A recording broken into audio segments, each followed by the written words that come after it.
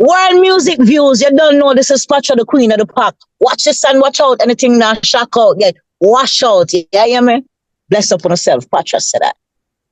Okay. So yes. Okay. So of course, as you know, William Richard, at the time, I was introduced to him by my A&R, Vivian Scott, because she know that he have a roots of our Jamaican culture and everything like that. So I went down there. I mean, I was exhausted when I'm supposed to do this photo shoot. I remember I just performed, I think, in one of the small island, French Guyana, and I fell on stage because these guys were up there, pouring champagne and doing everything. So I went to the chiropractor a couple hours, before I went to do the shoot. When I got down there, I thought my whole bone then did broke up. The first time I ever do a chiropractic thing and stuff. But William was so professional and nice. He had everything set up and he had the vision and everything. And he had these big muscle guys, in the room and everything. So I said, okay, this is going to be simpler. So he wanted me to look classy and just look, like roots and capture the moment. So everything was really in his hands, especially from that scenario with the pain that I was feeling and everything. And it looked as if I wasn't even feeling the pain. Then he have these guys just making sure that they hold on to my legs, my hands, everything to make sure that I was safe. So I have to big up William, and you know him in Jamaica right now doing him things. So yeah, that's how the shoot come up. He's the boss. He's the boss. He said he did several pictures and the label was who chose that one.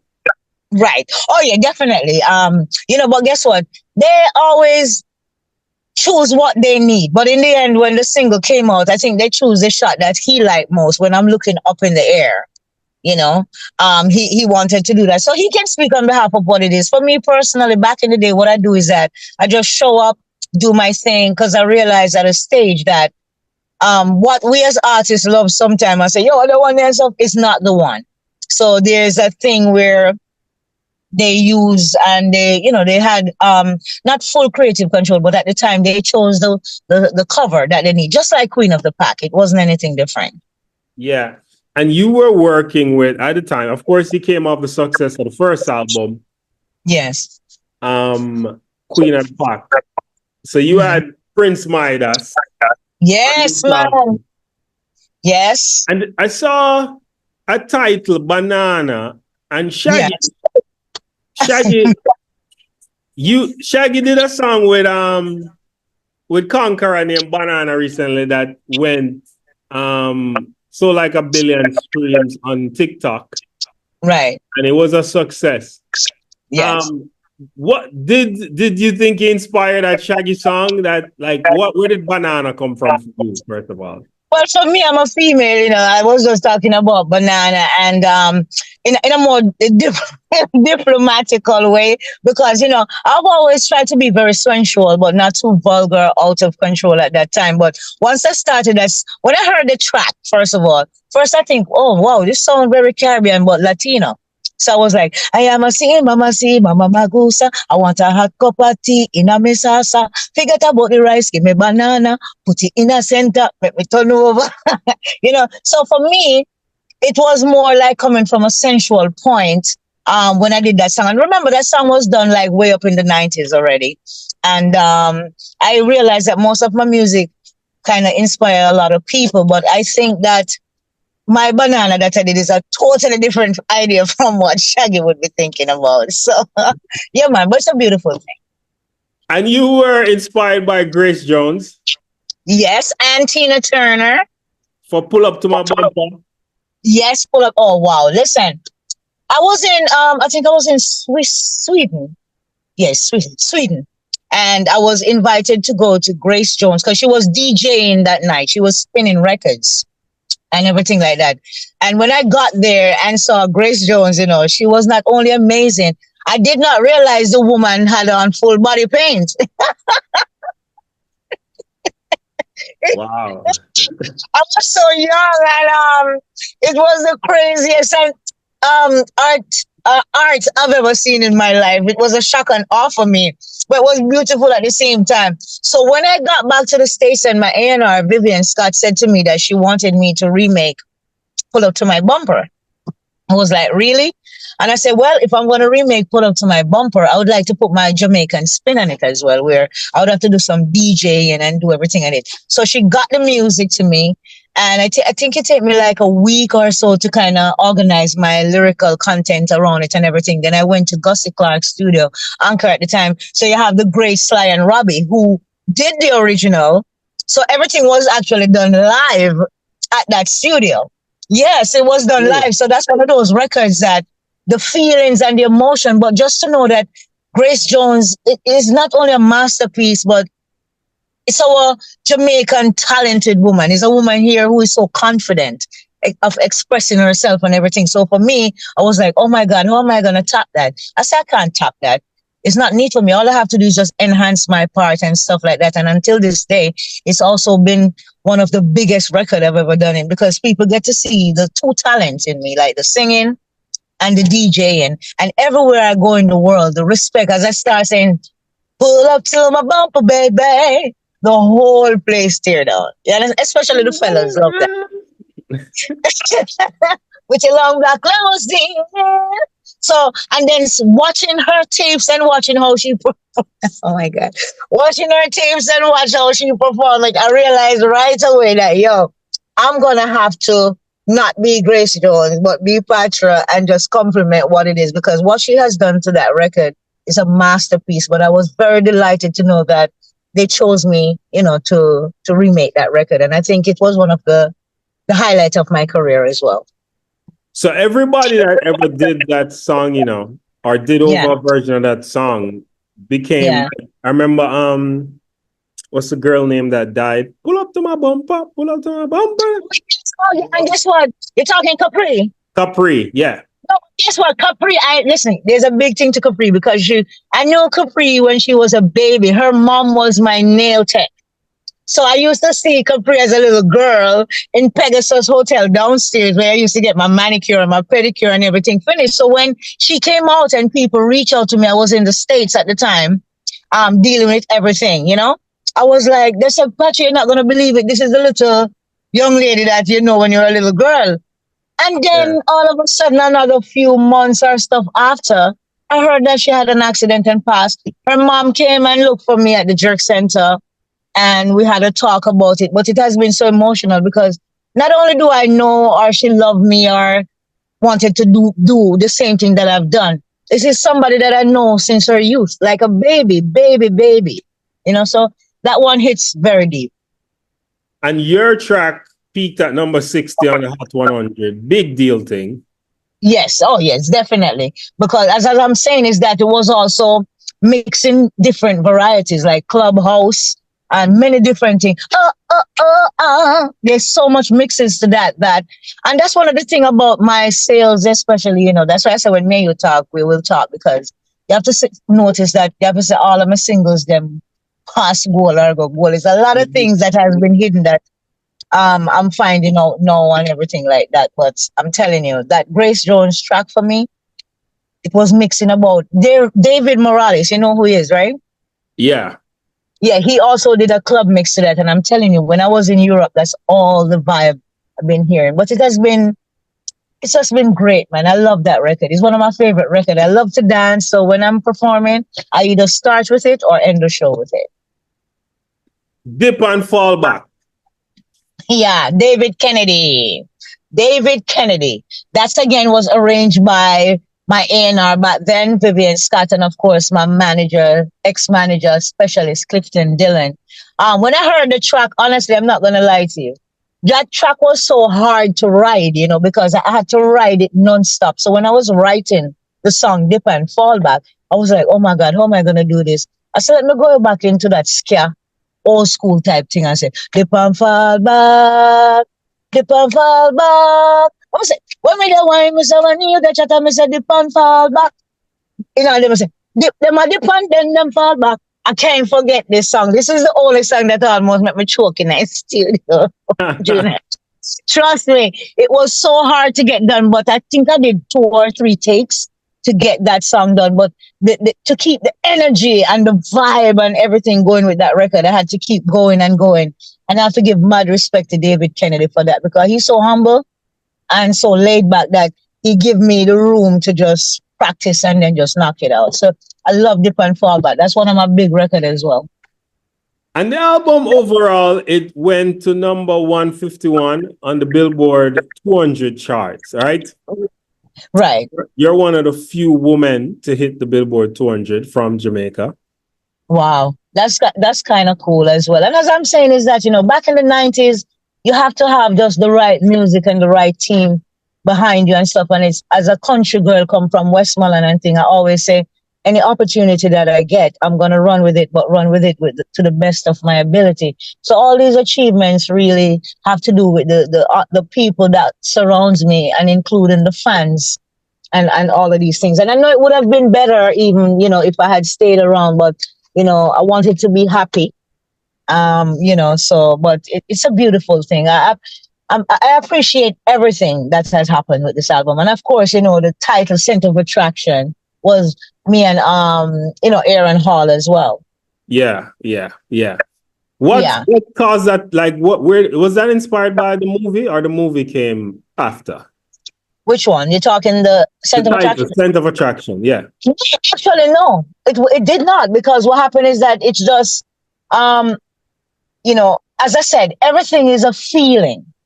Like how we had Queen of the Pack, and we know, sorry, Queen of the Pack, and we're Queen of the Pack because we're coming out to make sure the woman them confident and think about themselves and stuff like that. Center of Attraction was me maturing into this womanhood, and kind of being more confident in the industry and everything like that. So when I said the album is going to be called Center of Attraction, then we said, okay, we're going to think about that. And that's when my A&R again and my management, they reached out. They sent me a list of 3 singers. It's so funny, because that's how I normally have to pick the people I want to work with.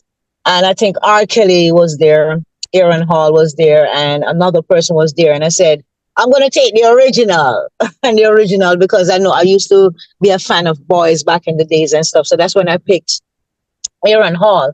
And, we sat down, we vibe, just like Romantic Call, as I said to you, I want to defend my man them from Jamaica and the whole Caribbean. You defend the American guys them, until I decide, sorry, we're going to defend everybody else. But with me and him, pertaining to this song, it was done in Manhattan at the studio. I don't remember the name of it, but I was on tour at the time. I was so busy. So I had to go in. When I went in, I did my part first. And then they allow him to put his part on first. But we know that the song would be called Center of Attraction. So when I got back into the studio to listen to everything, I was shocked and surprised how it turned out so beautifully. And then, of course, we end up doing the video and everything, which was great. But that's when I decided that, I wanted to take a break from the music industry. Before you took a break, along with 59 other women, yes, were part of a song called Freedom. Oh, yes. Yes. How does that work? How did that work? And that's a lot of voices.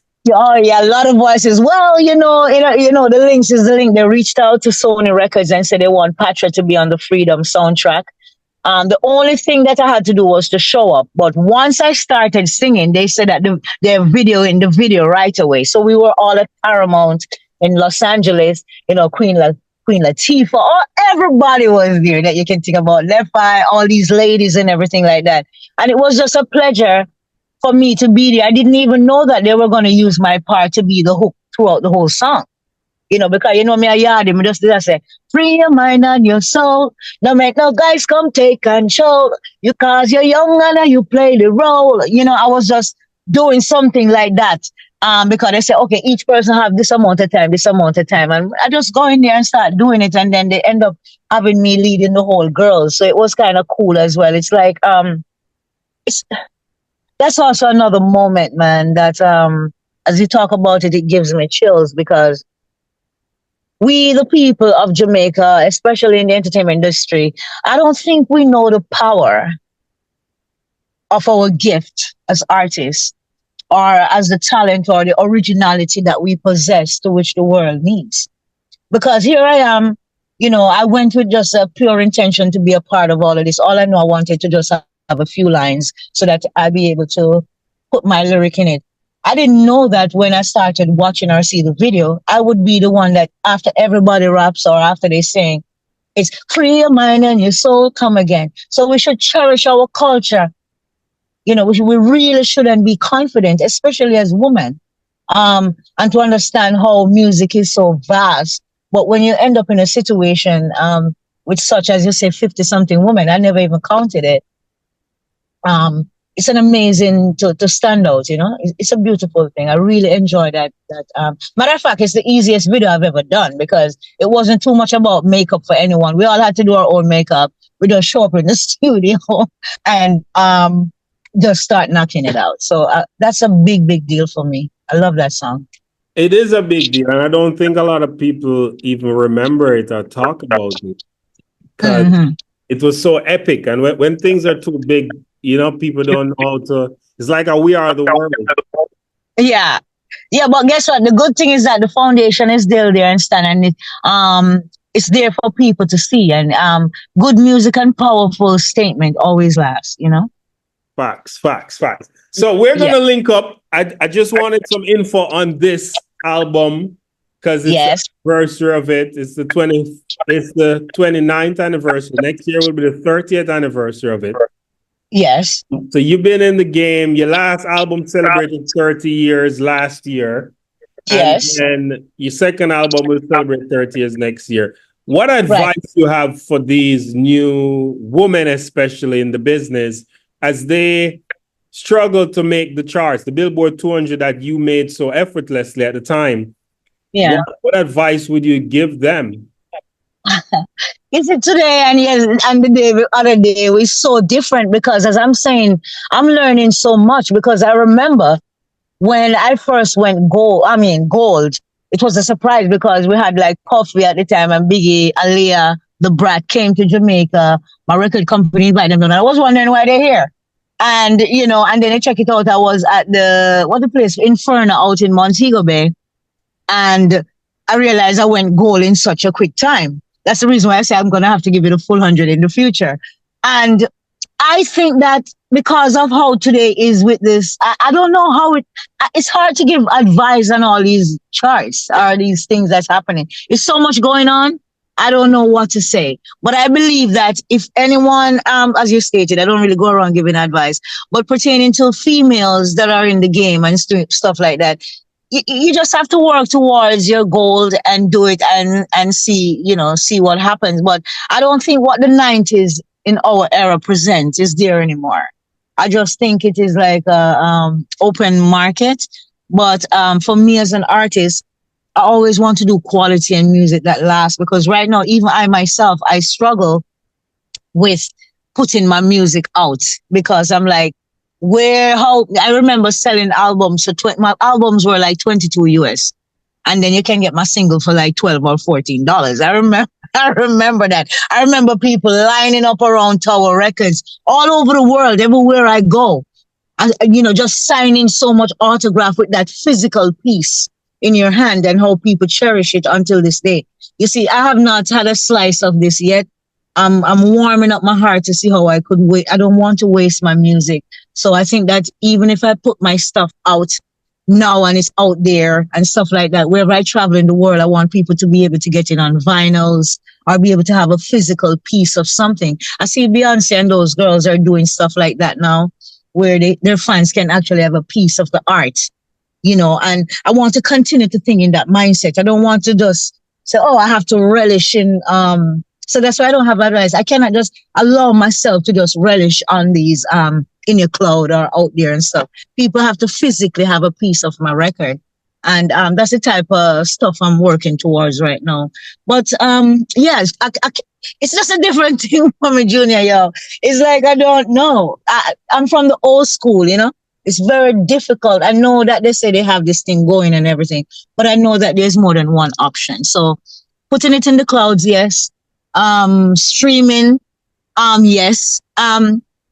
But I still want my fans to be able to, I'm on a Europe tour or anywhere around the world, they can pick up my CD or pick up a vinyl, so that I can actually see my record sales. Because I saw something the other day where you have like 4 guys controlling more than 1 million phones. So you can literally send up your thing to 1 billion. I could just literally say to a company, put my stuff to 1 billion. That's not how I want it.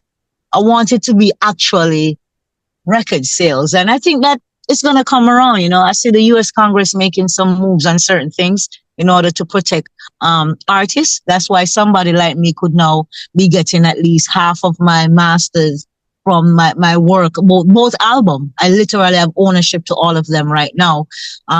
Which Kerry Gordy, which is Barry Gordy's son from Motown Records, who reached out to me and tell me that before the statute of limitation ran out in the States, there are options for me to own back my masters. So they give me the option of doing that, and Sony and everybody approves. So I'm getting those things back next year, and then the following year I have Center of Attraction. So I always believe that there is something to hold on to, because I can say I have 1 billion streams. It's like back in the day, you can't just say you have a gold record. You have to actually sell it. So I don't try to get this excited about certain things. I don't want to be commercialized. I like how Sade live her life and all these other people. There are record that can be sold, and there are record that can be streamed. And I would like it to be on all those type of platforms so that I can actually protect my work. Yeah, if not, I'm going to be a very depressed person, because right now the publishing and stuff that I'm getting from my past 2 records are much more than what some people are getting for streaming. That's So what I'm saying. would you, when you get back your masters, Yes, would you, just like how Nelly and Wiz Khalifa and Iggy Azalea and Bruce Springsteen and Sting and yes. and all of these people, John Legend, they're selling their catalogs. Would you sell your catalog? No, but listen, you're talking about selling catalog. Right now I'm talking to you. I've had like 4 to 6 people offering me millions of dollars. I wouldn't sell my catalog. I maybe would sell some of it, but because, I believe in the mentally ill institution, there are stuff that I'm working on behind the scene for the youths and the mentally ill, the elderly, from Medicare and certain things and stuff like that. I would like to have something at least left over, including my family, so that there's something happen to me in the future. These things can go towards those institutions that I've believed in for so long, so that nothing goes to waste. You know what I mean? So it's like I have to think about how I would do it. But I'm telling you, my friend, the offers, I was shocked really how much money I could get for just the 2 albums I've done. So not just the album. I don't know if you singles. saw. I don't know if you saw the post on World Music Views how persons are saying, "Oh Yeah. my God, she's so beautiful." There's a commodity that you're yet to exploit, which is your name, image, Yes, and fitness. exactly. And that's the reason why I'm saying is that I am so grateful and thankful, because, when I first got to Kingston, I met Sharon Burke as a little young girl growing up and stuff. And then, I start going my own and do what I do. But she has always been there. And then Judith, to have these 2 ladies in my life right now I'm educated to a certain level, but you can never be too wise or smart or anything. And for them to teach me certain things that I don't know and to open my eyes to certain things, and it's a beautiful thing. And even teaching me how to humble in the process at the same time. If I didn't take a break from this industry and chill out, I would not look like how I look today. I would be devastated or gone over certain things, because I'm such a loyal and down to earth person. But there was one time in the game when I feel like, and there's so much I have to say, but when me and you sit down and talk about it, but I can say this today. There was one time in the game where I felt like I was a slave. And it's not to my fans or all of that stuff, because keep in mind, I wasn't in want of anything and stuff like that. But I know there are things there that I needed to have and to make sure it happened, and for people to care just a little bit more. And I stood around and be the last person to leave from Shang Records. And, I still have certain feelings when it comes to Specialist Clifton Dillon. He knows this, but I really appreciate what he has also done in order to make sure that most of these things are. So it's a big goal. Yeah, I mean, every record, they release like 4 records first before they release the album. Remember back in the days, so that you could get that vibe and everything going on out there, you know. So you would know what you're doing already ahead of time. But I'm very happy to see what I see on papers from Sony. I've learned a lot I didn't know. I had to fight hard to get to that level, to gain access to everything that I'm getting and owning right now. And I'm very thankful to God for everything, because yo, when I tell you, man, I've been through I've been through a lot, but I tell you, by the spirit and the faith and learning how to humble, you know, as a country girl. I'm telling you, if I wasn't a country girl, I don't know what would have happened to me, because we used to laid back lifestyle. But now everything that I worked hard for is now more valuable than when I would have gotten it back in the day. You know, if you know what I mean. Because maybe I wouldn't even end up getting half of the masters for the album. Because back in the days, what they would do is give artists like us, like say the record is they give you like a 5.3. You remember those days, right? 5.3 points, 2.7 points and stuff. So I Yeah. think mine was like 8.5. Yeah, I think mine was like 7.5, 8.5. So that would consider like maybe a 75 cent on the dollar or something like that. But it's really more than that you're supposed to get. So now that I've waited so long and gone through everything and fought so hard, I end up getting more, actually getting what I deserve, because I have to remember that people invest in me too and stuff. I didn't expect to get 100%, you know, because after, you know, Tony Kelly and all those great producers who were involved in the project at the time, and all these other producers, they all deserve to get what they're supposed to get as well. So it is that good that I've been paid fully the way I needed to be compensated, but with extras. And I really appreciate that. But I had to fight for it. I literally have to fight like Bob Marley and the Wailers. Even though You know? you have the highest selling dancehall album, you were Yeah. never you were never up for a Grammy. No, well, no. Well, you see, that wasn't relevant at the time to me. And that's one thing I've learned. Because remember, me and Shabba Ranks was out at the same time. You understand? And Shabba got the Grammys, and you know, he do his stuff and thing. And it's a beautiful thing. I've never been one to think about even award. Ask them. Even they had to beg me sometime to go and pick up my awards. Awards that I've gotten from all over the world, both from, you know, where there's so much, including from ASCAP and everything, community services, everything. And until this day, a few people been calling me for some awards, and they feel as if that I'm disrespecting them or anything. But it's not a matter of disrespecting. It's a matter of that I don't think that anybody can actually reward me for my talent. I remember Elton John say something to me once. He said to me, Patra, if you haven't been effed in this business, you haven't arrived. And no one can reward you for your talent. You understand? So I realized that the time is gonna come when they give me what I deserve. But I'm not one that really care about certain things at the moment, because I know it's all just a thing. I've had the right awards that I've had, like all my writings award from ASCAP. I've won all those awards, and those are important to me. Communities, television, all sorts of award. It's just the Grammys that, you know, that never. But I don't miss those things, because it don't really make a difference actually to you know what I mean, to how my mental status is. Yeah. You speak like an artist who been there, done that, and know your only concern is to be well. Is that Just to be quite well. correct? Oh, most naturally. Not only to be well, but just to be more spiritual and calm. And those are the most important. And also now to know that I'm in control of the things that I've worked so hard for as a teenager and was taken advantage of, and to know that I've gotten it back so late. But it's not too late.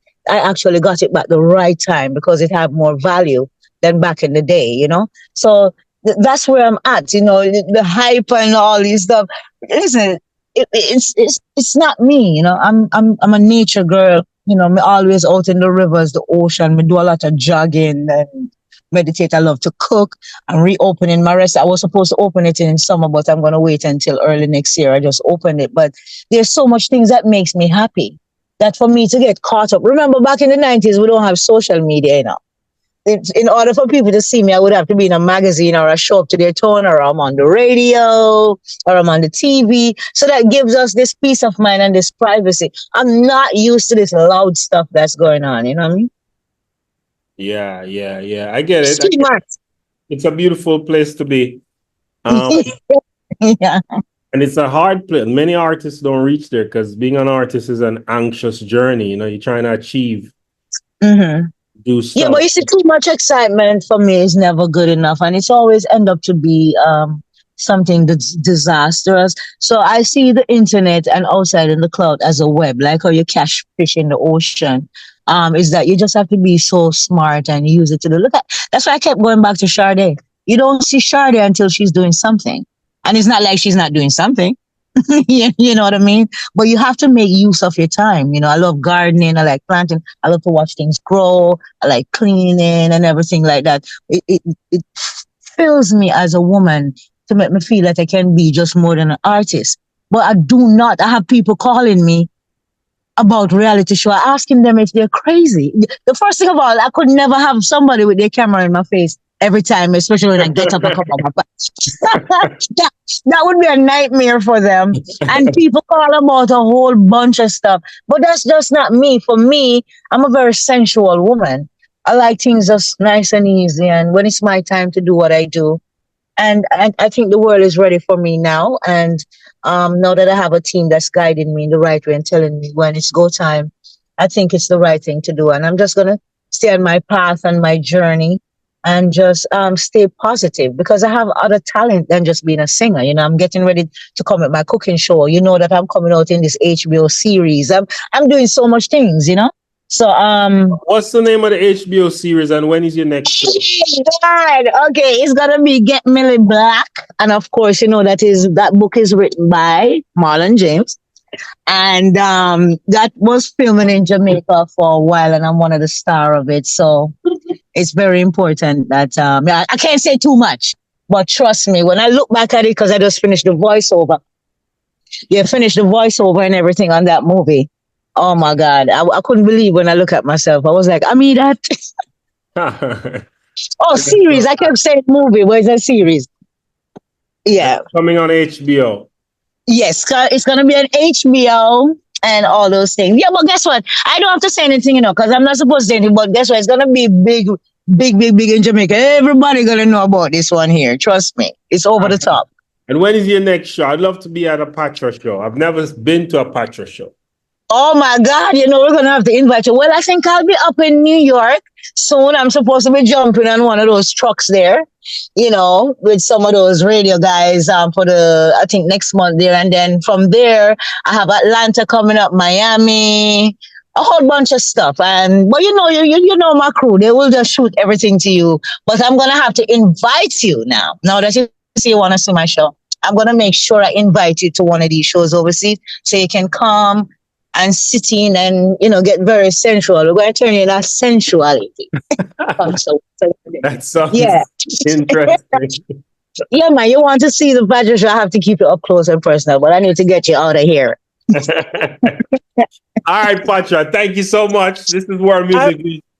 Watch the sun, watch out. Anything now shock out, get washed out. Big up, Patra. Respect. Enough love, enough love.